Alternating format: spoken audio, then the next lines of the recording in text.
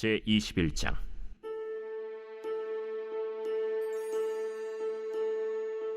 다윗이 노베 가서 제사장 아히멜렉에게 이르니 아히멜렉이 떨며 다윗을 영접하여 그에게 이르되, 어찌하여 네가 홀로 있고 함께하는 자가 아무도 없느냐? 왕이 내게 일을 명령하고 이르시기를, 내가 너를 보내는 것과 내게 명령한 일은 아무것도 사람에게 알리지 말라 하시기로 내가 나의 소년들을 이러이러한 곳으로 오라고 말하였나이다. 이제 당신의 수중에 무엇이 있나이까? 떡 5덩이나 무엇이나 있는 대로 내 손에 주소서. 보통 떡은 내 수중에 없으나 거룩한 떡은 있나니 그 소년들이 여자를 가까이만 하지 아니하였으면 주리라. 우리가 참으로 3일 동안이나 여자를 가까이 하지 아니하였나이다. 내가 떠난 길이 보통 여행이라도 소년들의 그릇이 성결하겠거든 하물며 오늘 그들의 그릇이 성결하지 아니하겠나이까? 제사장이 그 거룩한 떡을 주었으니 거기는 진설병 곧 여호와 앞에서 물려낸 떡밖에 없었습니다. 이 떡은 더운 떡을 드리는 날에 물려낸 것이더라. 그날에 사울의 신하 한 사람이 여호와 앞에 머물러 있었는데 그는 도액이라 이름하는 에돔 사람이요 사울의 목자장이었더라. 다윗이 아히멜렉에게 이르되, 여기 당신의 수중에 창이나 칼이 없나이까? 왕의 일이 급함으로 내가 내 칼과 무기를 가지지 못하였나이다. 네가 엘라 골짜기에서 죽인 블레셋 사람 골리앗의 칼이 보자기에서여 에봇 뒤에 있으니 네가 그것을 가지려거든 가지라. 여기는 그것밖에 다른 것이 없느니라. 그 같은 것이 또 없나니 내게 주소서. 그날에 다윗이 사울을 두려워하여 일어나 도망하여 가드 왕 아기스에게로 가니 아기스의 신하들이 아기스에게 말하되, 이는 그 땅의 왕 다윗이 아니니까? 무리가 춤추며 이 사람의 일을 노래하여 이르되 사울이 죽인 자는 천천히요 다윗은 만만이로다 하지 아니하였나이까? 다윗이 이 말을 그의 마음에 두고 가드 왕 아기스를 심히 두려워하여 그들 앞에서 그의 행동을 변하여 미친 채하고 대문짝에 그적거리며 침을 수염에 흘리매 아기스가 그의 신하에게 이르되, 너희도 보거니와 이 사람이 미치광이로다. 어찌하여 그를 내게로 데려왔느냐? 내게 미치광이가 부족하여서 너희가 이 자를 데려다가 내 앞에서 미친 짓을 하게 하느냐? 이 자가 어찌 내 집에 들어오겠느냐? 하니라. 광야를 지나며 라는 은혜로운 찬양이 있습니다. 찬양과 가사를 통해 은혜를 나눴으면 합니다. 왜 나를 깊은 어둠 속에 홀로 두시는지, 어두운 밤은 왜 그리 길었는지, 나를 고독하게 나를 낮아지게 세상 어디도 기댈 곳이 없게 하셨네. 광야에 서 있네. 주님만 내 도움이 되시고 주님만 내 빛이 되시는, 주님만 내 친구 되시는 광야. 주님 손 놓고는 단 하루도 살 수 없는 곳 광야에 서 있네. 이 찬양 가운데 은혜가 되는 부분은 우리가 광야에 서 있을 때가 있지만 그 광야는 반드시 통과해야만 하는 것이고, 우리가 광야를 건너는 동안 우리와 함께 하시는 하나님의 은혜를 경험하게 된다는 고백입니다. 성도 여러분, 우리 인생의 여정을 돌아보면 하나님께서 우리를 광야로 이끄실 때가 있습니다.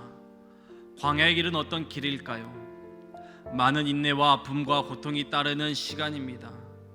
그러나 하나님께서는 광야의 때를 통해 사랑하시고 보호하심의 은혜를 우리에게 보여주시는 귀한 시간이기도 합니다. 함께 읽은 사무엘상 21장은 광야의 길로 떠나는 다윗의 모습을 소개해주고 있습니다.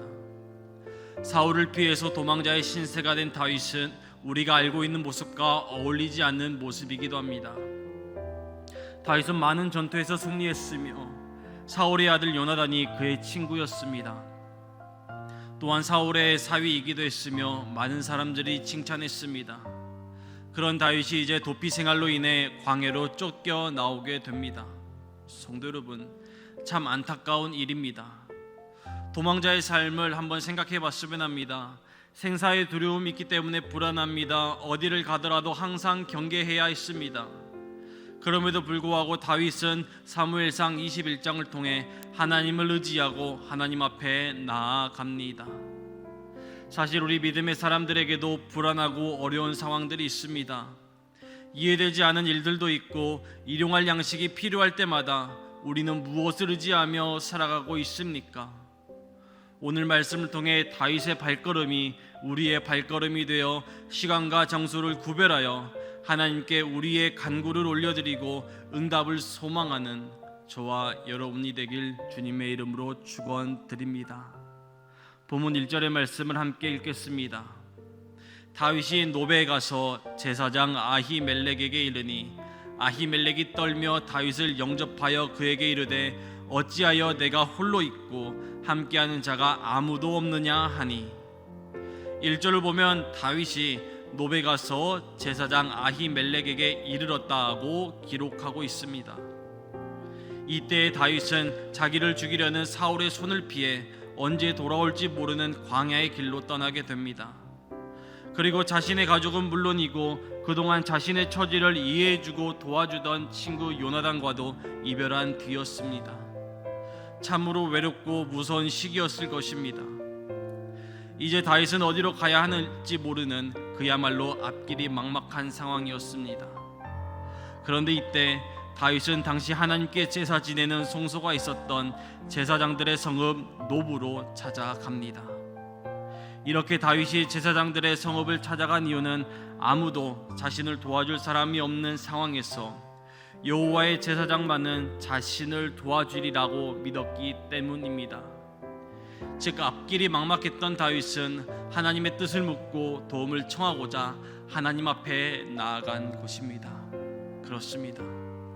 불신앙의 사람들은 어려움에 처했을 때 인간적인 방법에 의존하거나 아니면 원망하고 불평하며 좌절해 버립니다. 반대로 믿음이 신실한 사람들의 특징은 외롭고 힘들 때, 앞길이 보이지 않아 답답할 때 하나님을 찾아간다는 것입니다. 믿음의 사람은 힘들고 어려울수록 하나님을 더욱 간절히 찾으며 나아갑니다. 왜냐하면 그들은 자신이 당면한 문제는 하나님밖에 해결할 수 없음을 알았기 때문입니다. 그렇습니다. 우리는 인생을 살아가면서 도무지 하나님의 뜻을 이해할 수 없는 상황에 처할 때가 있습니다. 너무도 답답하고 막막하며 무엇보다 왜 하나님이 나를 이런 상황에 처하게 하셨는지 알 수 없어 괴로울 때가 있습니다. 그러나 그런 모든 아픔이나 마음속에 일어나는 의심 가운데서도 여전히 하나님 앞에 나아가 모든 것을 아뢰고 물을 때 하나님은 기뻐하십니다. 성도 여러분, 믿음은 이처럼 의심과 싸우는 과정에서 확고해집니다. 막막할 때 하나님 앞에 묻고 나아가는 이 과정을 통해 우리의 신앙은 좀 더 견고해지고 그 열매를 거두게 됨을 기억하길 소망합니다. 혹시 여러분의 삶이 막막하실까요? 이때가 하나님을 간절히 찾고 구할 때인 줄로 믿습니다. 예레미야 17장 7절의 말씀입니다. 그러나 물은 여호와를 의지하며 여호와를 의뢰하는 그 사람은 복을 받을 것이라. 시편 146편 5절의 말씀입니다.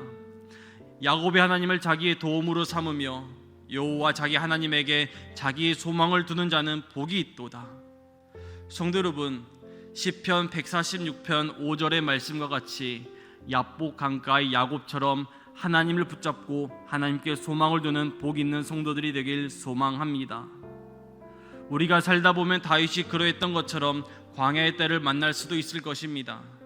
하지만 기억해야 할 부분은 그 광야란 우리가 반드시 통과해야만 하는 것입니다. 또 우리가 광야를 건너는 동안 우리는 우리와 함께 하시는 하나님의 은혜를 경험하게 될 것입니다. 그리고 마침내 하나님께서 우리에게 예비하신 크신 은혜와 축복을 누리게 될 것입니다. 그러므로 성도 여러분, 우리 삶의 시간과 장소를 구분하고 구별하여 우리의 골방을 통해 하나님께 신령과 진정으로 마음과 정성으로 기도하길 소망합니다. 오직 하나님께만 소망이 있음을 기억하며 우리 기도와 함께 하신 하나님께 소망을 두며 귀한 주일 아침을 시작하는 복된 성도들이 되길 주님의 이름으로 간절히 축원드립니다.